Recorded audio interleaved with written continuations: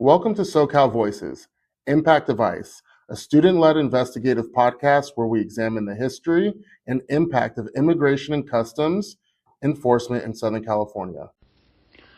Coming up on Undocumented Across L.A. County.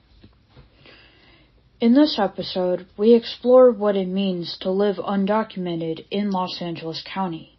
We hear from Juan Mitchell, Karen Castillo, and Keong Ng. Some folks are fearing for their own safety, and then those mixed status students are fearing for their family's safety, right? So it's just a constant overall fear. We're hearing things change daily, and it becomes a struggle for a lot of these students in connection to their status and the degree they're working towards attaining. So their lives are in limbo. I was just thrown into a white class in Burbank. Oh my God. So that was a little more challenging. Welcome. I'm Jay Cookland, and this is Undocumented Across L.A. County. These stories show how immigration isn't just policy. It's something people experience every day.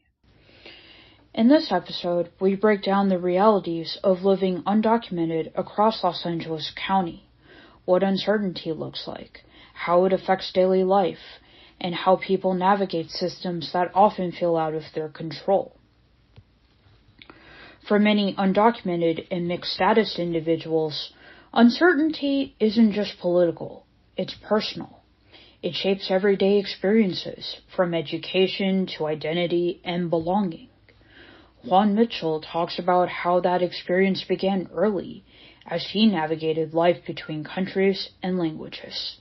My sister, my mom, and I, we waited in Tijuana, Rosarito, to get our green card, which is a permanent resident card alien.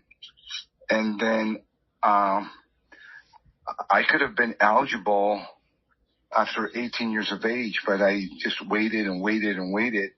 So I was already a legal resident. Mitchell's journey to the United States didn't happen overnight. It involved years of waiting, uncertainty, and decisions that shaped how he navigated life here.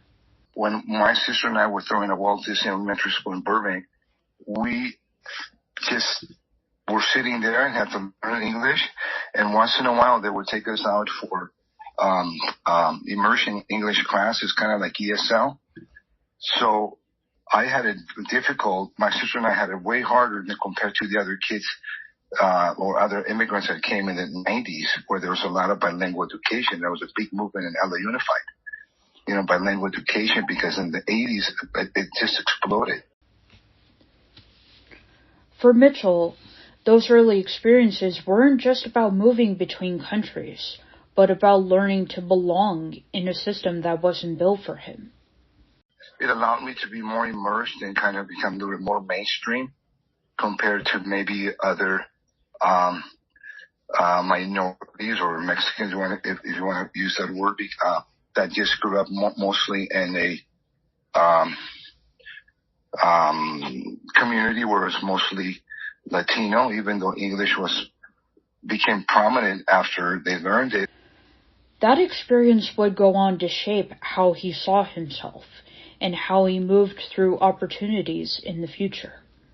I would advise them not to forget their native language and to immerse themselves in English as much as possible, because Southern California, more than Northern California, Spanish is very still pretty much in demand.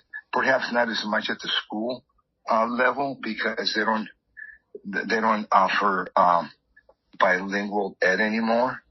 But if you can immerse yourself with English and maintain your roots, be American or Mexican American or Latino American or European American, and learn your English and be mainstreamed, I think you can make it.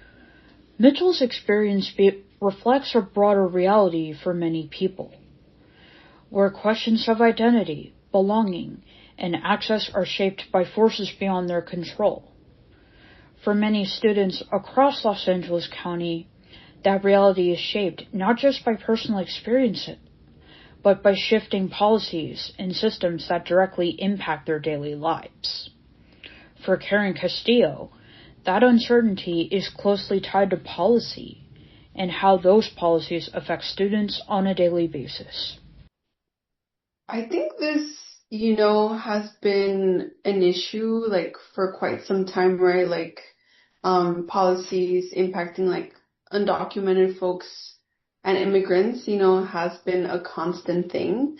But we've seen it, increase now because of the current administration. And when it comes to, those individuals benefiting from like DACA or fully undocumented like students, it's become more difficult as like, these times are very uncertain for them, right? For many students, that uncertainty isn't abstract. It's directly tied to policies that continue to shift over time. It often leaves them without clear answers about what their future will look like. Some folks are fearing for their own safety, and then like those mixed status students are fearing for like their family's safety, right? So it's just a constant overall fear. And that uncertainty doesn't remain solely at the policy level. It seeps into how students move through their everyday lives and routines. And for many, that means constantly weighing risks, whether it's attending class, going to work, or even being seen in public. And this could impact, or is impacting enrollment. A lot of the time, these students, if they're directly impacted, could be forced to, isolate and stay indoors, right, to prevent anything from happening, or could be forced to drop out because they have to step up in the family and become like the provider, right? For some, those impacts become immediate, raising questions about whether they can continue their education, support their families, or even plan for what comes next. In many cases, those decisions aren't optional. They're driven by circumstances students can't control. So we're seeing folks that don't necessarily have work authorization or social security number through a status switch their understanding of what their career can look like through independent contracting or entrepreneurship. For many students, that uncertainty doesn't just affect their present. It shapes the paths they feel able to pursue moving forward. I think this impacts like their mental health. Some folks are, beginning to feel a little bit more hopeless, in the sense that, there's no real like way to know like what the future entails, right? Over time, that uncertainty doesn't just affect decisions. It begins to take a toll emotionally. I mean, the Dream Center is a great way to, house different resources and services available to students, but our biggest one is the free immigration, like legal services. So our students, staff, and faculty, as well as their immediate family members, are able to access free immigration consultation. So they can meet with an attorney that can really review their whole case and see if they're if there any immigration relief available to them. But even in the face of these challenges, there are resources available to help students navigate these barriers. What these experiences reveal is that immigration isn't just shaped by policy. It shapes how students live, study, and plan for their futures. For many students, that uncertainty becomes part of everyday life, affecting not just their present, but how they think about what comes next. But not every immigration story unfolds in the same way. For Kyung Ing, the path toward citizenship followed a different trajectory, one shaped by a more structured process, though still influenced by the systems that determine who can stay and who cannot. Ing's experience stands in contrast to many undocumented students. Unlike those navigating uncertainty without legal status, his path toward a green card followed a more structured and predictable process. Actually, I left Malaysia when I was 15 years old, and I lived in England for 7 years. So I came from England. I didn't come directly from Malaysia. I got my degree in England. I came over here and got my second degree here. And so, And I didn't come to this country cold. I came here on vacation.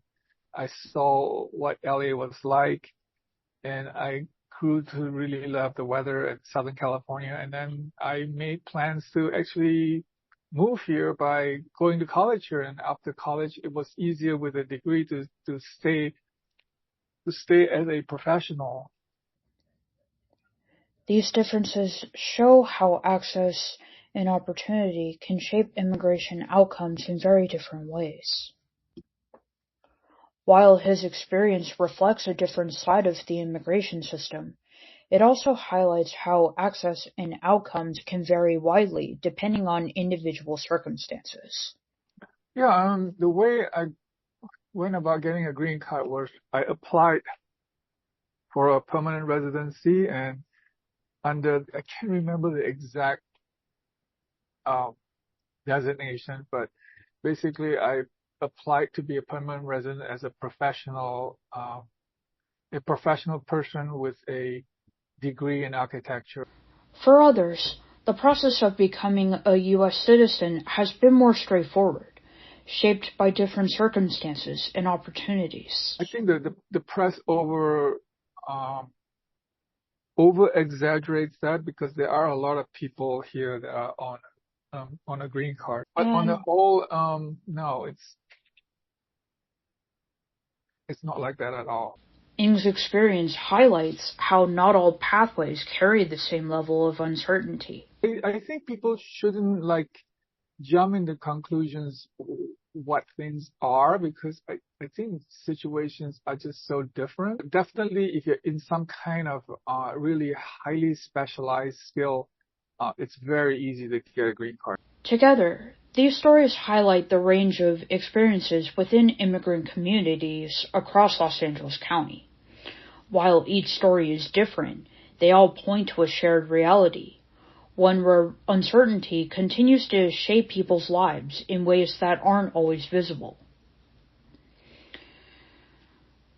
Immigration is not just a policy issue, but a lived reality that continues to shape people's lives every day.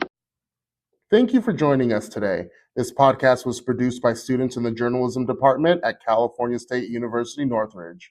Visit our YouTube channel at SoCal Voices, Impact Device for more episodes.